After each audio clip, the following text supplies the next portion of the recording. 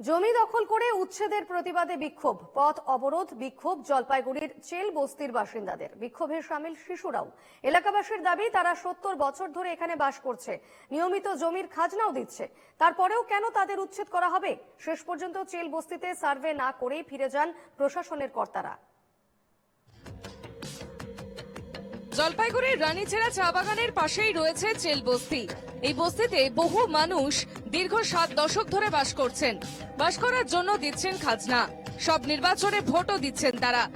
রানীচেরা চা বাগান কর্তৃপক্ষের দাবি, ওই জমি তাদের। জমি ফিরে পেতে কলকাতা হাইকোর্টে জলপাইগুড়ির সার্কিট ব্রাঞ্চে মামলা করে রানীচেরা চা বাগান কর্তৃপক্ষ।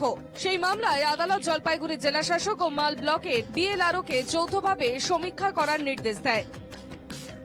সেই নির্দেশ মেনে সোমবার রানীচেরা চা বাগানের চেল বস্তিতে আসেন মাল ব্লকের বিএলআরও। সার্ভের প্রতিবাদে শুরু হয়েছে বিক্ষোভ। हम लोग का घर भी बनाने नहीं देता है, थोड़ा सा कुछ करने से गहने उन्नी करने से भी पुलिस भेज के पूरा घर का गार्जियन को उठा के ले जाता है, पूरा मिस्त्री को पूरा भगा देता है यहाँ से। क्यों? ये जगह किसका है? ये जगह तो हम लोग 70-80 साल से हम लोग ये, मेरा दादा परदादा, मेरा भी जन्म यही हुआ है, मेरा पिताजी का भी यही जन्म हुआ है। সমস্যাটা হচ্ছে রানীচিরা বাগান আর ডিস্ট্রিক্ট ম্যাজিস্ট্রেট জয়েন্ট ভেঞ্চারে এটা সার্ভে করা হচ্ছে, যেটা আমরা টোটালি জানি না।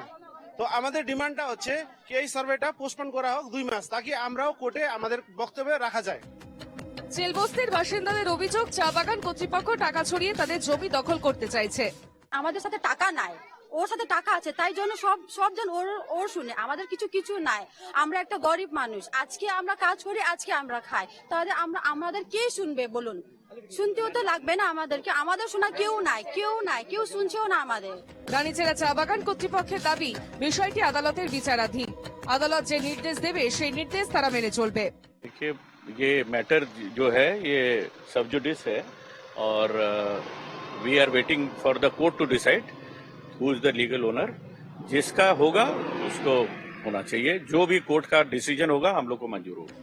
চেল বস্তির বাসিন্দাদের দাবি, তাদের কাছে জমি বৈধ নথিপত্র আছে, একতরফা ভাবে তাদের উচ্ছেদের চেষ্টা চলছে। তারাও যাতে আদালতে নিজেদের দাবির সপক্ষে প্রয়োজনীয় নথিপত্র পেশ করতে পারেন, সেজন্য তাদের মাস 2 সময় দেওয়া হোক। প্রশাসনের নির্দেশে আপাতত পরিস্থিতির নিয়ন্ত্রণে রয়েছে।